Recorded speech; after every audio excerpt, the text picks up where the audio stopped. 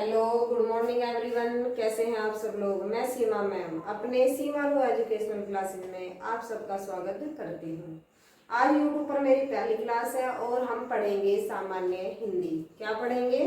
सामान्य हिंदी। और सामान्य हिंदी में भी हम पढ़ेंगे व्याकरण। ठीक है, आज हमारी फर्स्ट क्लास है व्याकरण की। इसमें हम पढ़ रहे हैं सामान्य हिंदी।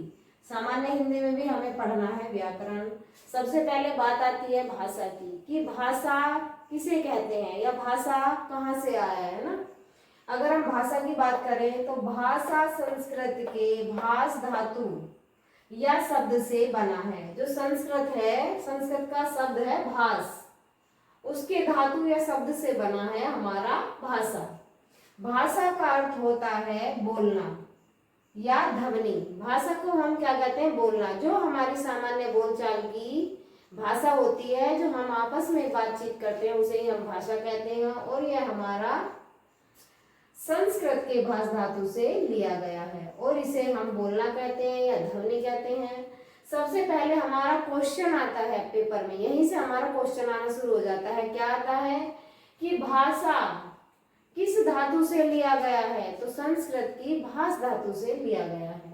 इसके बाद हमारा देखेंगे कि तो यहाँ पे दिया है कि भाषा की सार्थक इकाई वाक्य होती है और वाक्य से छोटी इकाई उपवाक्य होती है और उपवाक्य से छोटी इकाई हमारी पदबंध है या होती है।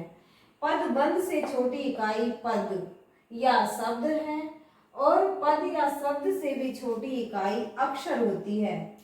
ठीक है, अक्षर होती है। और अक्षर से छोटी इकाई ध्वनि होती है अथवा वर्ण होती है। ठीक है, सबसे छोटी इकाई जो होती है हमारी अक्षर से भी, वो ध्वनि या वर्ण होती है।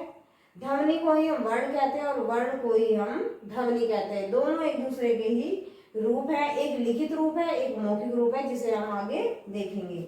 वर्ण और अक्षर में जैसे हमने लिखा राम, राम शब्द है। एक क्या है? राम शब्द है। और इसमें क्या है? इसमें हमारे दो अक्षर हैं, जैसे एक रा हो गया, एक माँ हो गया। ठीक है, राम शब्द बना है। लेकिन इसमें वर्ण हमारे चार हैं। कितने वर्ण हैं? चार वर्ण है हमारे। कौन कौन से? रे, आ, मैं, आ। ये हमारे इसमें चार वर्ण हैं। ठीक है, इस तरह से हम सबसे पहले वर्ण को पढ़ेंगे। क्या हमने जान लिया था कि सबसे छोटी हमारा क्या होता है? सबसे छोटी इकाई हमारी वर्ण होती है या ध्वनि होती है। उस वर्ण को यानी वर्णों की क्या बनी है? वर्णों को मिलाकर हमारी वर्णमाला बनी है। ठीक है, वर्णमाला यानी वर्णों की बनाई गई माला, उसे हम क्या कहते हैं? वर्णमाला कहते हैं। सबसे पहला आंसर यही आता है कि हिंदी की वर्णमाला में कितने वर्ण होते हैं, और इंग्लिश में वर्णमाला को अल्फाबेट भी कहते हैं। आई होप ये बातें आप जानते होंगे। हिंदी में वर्णमाला कहते हैं और इंग्लिश में हम उसे अल्फाबेट कहते हैं। इसमें हमारे 52 वर्ण होते हैं। अगर पूछा, वर्ण का मतलब होता है, वर्णमाला हमारी दो शब्दों से मिलकर बनी है, वर्ण धन माला से। ठीक है, कौन से शब्दों से मिलकर बनी है? वर्ण धन माला से मिलकर हमारी वर्णमाला बनी है। वर्ण का मतलब होता है ध्वनि और माला का मतलब होता है एक कतार में लगे हुए वर्ण। वर्ण आ जाएंगे। ठीक है, एक कतार में लगे हुए वर्ण। ठीक है, जिन्हें हम माला कहते हैं। हमारे एक कतार में लगे हुए वर्ण हैं, उन्हें हम माला कहते हैं। अब बात आती है पूरी वर्णमाला किसे कहते हैं। ठीक है, वर्णों के व्यवस्थित समूह या क्रम को वर्णमाला कहते हैं। या हम ये नहीं कह सकते कि हम किसी भी वर्ण के समूह को वर्णमाला कहते हैं। इसमें हमें लगाना ही पड़ेगा कि व्यवस्थित क्रम को ही हम वर्णमाला कहते हैं। वर्णों के व्यवस्थित क्रम को ही क्या कहते हैं? वर्णमाला कहते हैं। अगर वर्णमाला की परिभाषा आती है। ठीक है, अब आता है वर्ण। भाषा की सबसे छोटी इकाई ध्वनि है। इस ध्वनि को ही वर्ण कहते हैं। ठीक है, अगर आपसे पूछ लिया जाए कि ध्वनि का दूसरा रूप क्या है, तो वर्ण होता है। और अगर पूछा जाए कि वर्ण का दूसरा रूप क्या है, तो ध्वनि होता है।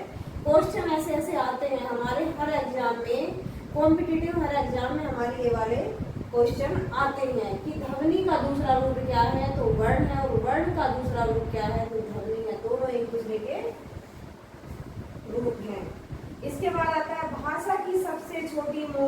इकाई। अब बात आती है मौखिक की। मौखिक इकाई क्या है? ध्वनि है। भाषा की सबसे छोटी मौखिक इकाई ध्वनि है, क्योंकि जो हम बोलते हैं, ऊपर भी आया है, जो हम भाषा बोलते हैं वो हमारी मौखिक भाषा कहलाती है, और उस भाषा को ही हम ध्वनि कहते हैं, या जो हम बोलते हैं उसे ही हम ध्वनि कहते हैं, और उसे ही मौखिक भाषा कहा जाता है। ये सब आप जानते होंगे। भाषा की सबसे छोटी लिखित इकाई वर्ण है। अब बात आती है लिखने की, कि भाषा की सबसे छोटी लिखित इकाई जिसे हम लिख कर देखते हैं, लिख कर प्रदर्शित करते हैं, वह हमारी क्या है? वर्ण है। ठीक है, आपकी समझ में आ गया होगा कि क्वेश्चन, बहुत बार क्वेश्चन आता है कि भाषा की सबसे छोटी मौखिक इकाई क्या होती है? तो ध्वनि होती है। और भाषा की सबसे छोटी लिखित इकाई क्या होती है? तो वर्ण होती है। ये आप याद रखेंगे। अब बात आती है वर्ण के प्रकार। वर्ण के प्रकार या वर्ण के भेद। अगर आता है कि वर्ण के कितने भेद होते हैं, तो 2 भेद होते हैं, याद रखेंगे। कौन कौन से होते हैं? स्वर और व्यंजन। वर्णमाला, वर्णमाला में 52 वर्ण होते हैं। और वर्ण के भेद, यहाँ बात आती है कि वर्ण के भेद है ना, वर्ण के कितने भेद होते हैं? भेद भी बोल सकते हैं, प्रकार भी कितने होते हैं? 2 भेद होते हैं। ठीक है, कौन कौन से होते हैं? स्वर और व्यंजन। पहला होता है स्वर, दूसरा होता है व्यंजन। स्वर हमारे 11 होते हैं और व्यंजन हमारे 33 होते हैं हिंदी में। कुछ बच्चे कहेंगे कि जी हमने तो स्वर 13 पढ़े हैं, या कोई कहेगा हमने 10 पढ़े हैं, कोई बोलेगा कि हमने 13 पढ़े हैं। हाँ, 11 में अगर 2 और जोड़ दिए जाएं तो वो क्या हो जाते हैं? 13 हो जाते हैं। लेकिन वो हमारे स्वर नहीं है, उन्हें हम अंगोरा अलग ही बोलते हैं। ठीक है, उसके बारे में हम बाद में बताएंगे। लेकिन अब बात करते हैं 11 की। हमारे 11 स्वर होते हैं। अगर क्वेश्चन आपको आता है कि हिंदी की वर्णमाला में कितने स्वर होते हैं, तो 11 होते हैं। और व्यंजन आते हैं तो मूल व्यंजन हमारे 33 होते हैं। बाकी और भी हैं जिन्हें हम आगे बताएंगे। अब जो हमारे स्वर हैं, स्वर आ रहा है तो स्वर का मतलब होता है स्वतंत्र रूप से बोले जाने वाले। यहाँ हमने लिख भी दिया है, अगर पूछा जाए कि स्वतंत्र रूप से बोले जाने वाले वर्ण कौन से हैं, तो स्वर है। और स्वर की सहायता से बोले जाने वाले वर्ण कौन से हैं, तो व्यंजन है। कभी क्वेश्चन ऐसे घुमा फिरा के आता है कि स्वतंत्र रूप से बोले जाने वाले वर्ण क्या है? स्वर है। और स्वर की सहायता से बोले जाने वाले वर्ण कौन से हैं, तो व्यंजन है। ठीक है, ये याद रखेंगे कि हमारा व्यंजन अपने आप में आधा होता है, यह हमेशा स्वर की सहायता से ही बोला जाता है। अगर हम इसमें स्वर को ना जोड़ें तो हम इसे बोल नहीं पाएंगे, हम इसे बोलने में असमर्थ हो जाएंगे। ठीक है, और ये हमारे बिना किसी की सहायता के बोले जाने वाले शब्द हैं। अब हम जानेंगे कि हमारे स्वर, ये 11 स्वर हमारे कौन से हैं। ठीक है, ये यहाँ पे हम देख लेंगे। ए आ ई उ ऊ री ए आए ओ औ। ये हमारे यहाँ पे 11 स्वर हो जाते हैं। आप चाहे तो काउंट करके देख सकते हैं। इसके बाद हमारा आता है अंग और अ। ये हमारे अलग है, इन्हें हम अयोगा कहते हैं। इनके बारे में हम बाद में जानेंगे। ठीक है, अब हमारी होती है मात्राएं। वो हमारा छोटा अक्षर है, हम इसे ऐसे नहीं बोल सकते कि ये छोटा आ है, ये बड़ा आ है। बचपन में हमने खूब पढ़े होंगे, जब हम बचपन में पढ़ते हैं तो हमने बहुत पढ़े होंगे ऐसे अनार, या छोटा आ, बड़ा, छोटी, बड़ी, ऐसे करके। लेकिन यहाँ हमें ऐसे नहीं पढ़ रहे हैं, है ना। अब हम इसे शुद्ध रूप में पढ़ना है हमें।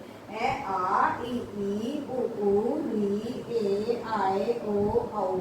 और ये कितने होते हैं संख्या में? 11 होते हैं। ये आपको याद रखने हैं। ठीक है, जिसमें जिसे बोलने में हमारा कम समय लगता है वह हमारा छोटा होता है, और जिसे बोलने में थोड़ा समय अधिक लगता है वह हमारा बड़ा होता है। और इनकी अपनी मात्राएं होती हैं। ठीक है, जो ये 2 हैं इनकी बात हम बाद में करेंगे, पहले से देख लेते हैं। हमारे जो ए है, ए की हमारी कोई मात्रा नहीं होती, लेकिन हमारे सभी व्यंजनों में इसकी सहायता की जाती है। यानी हमारे सभी व्यंजनों में ये मिला हुआ होता है ए, लेकिन इसकी अपनी कोई मात्रा नहीं होती। आ की हमारी एक खड़ी पाई वाली मात्रा होती है। छोटी ई की मात्रा हमारी ये वाली होती है जो इधर से लगाई जाती है। ये इसी के अपोजिट होती है जो इधर से होती है। ये बड़ी की मात्रा है। ये छोटे ऊ की मात्रा हम इधर से लगाते हैं, बड़े ऊ की इधर से। री की ये मात्रा होती है, ए की एक मात्रा होती है। यहाँ पे मात्रा नहीं लगी होती, लेकिन मात्रा हमारी यहाँ छुपी हुई होती है की। आय की 2 मात्रा होती है, ठीक है। यहाँ पे 1 लगी है लेकिन इसकी हमेशा 2 मात्रा गिनी जाती है। ओ की 1 मात्रा होती है, औ की हमारी 2 मात्राएं होती है, ठीक है। कितनी हो टोटल इनकी संख्या 10 होती है। कभी कभी क्वेश्चन आता है कि हमारी हिंदी वर्णमाला में मात्राओं की संख्या कितनी है, तो कितनी है 10 है, क्योंकि ए की हमारी मात्रा नहीं होती। और स्वर की संख्या कितनी है, स्वर वर्ण की संख्या 11 होती है, ठीक। आज के लिए इस क्लास में इतना ही। इससे आगे का हम अगली वीडियो में पढ़ेंगे। वीडियो अच्छी लगी हो तो लाइक करना, शेयर करना, सब्सक्राइब करना। धन्यवाद। Thanks for watching.